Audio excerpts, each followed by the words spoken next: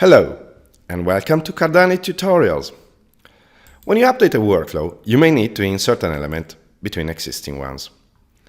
Alternatively, you may want to remove one of the elements.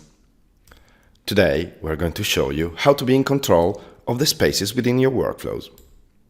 Space Tool allows you to create or remove space in your workflow, both horizontally and vertically. And this is exactly what these two icons in the editor toolbar help you doing.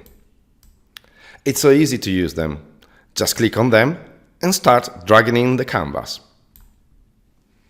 Space tools are aware of the context they're in. This means that when you enable a space tool and the mouse cursor is inside a pool, this creates or removes space inside a pool.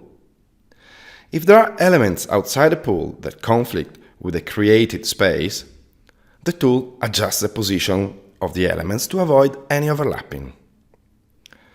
When you remove space around pool borders, the tool limits space removal at the moment the border hits the first element, preserving the hierarchical structure of your workflow. To disable the Space tool, hit ESC. If you want to use keyboard shortcuts, you can enable the Create Space tool by hitting the letter A. If you want to enable the Remove Space tool, hit the key S. To switch from one space tool to the other, hold Alt.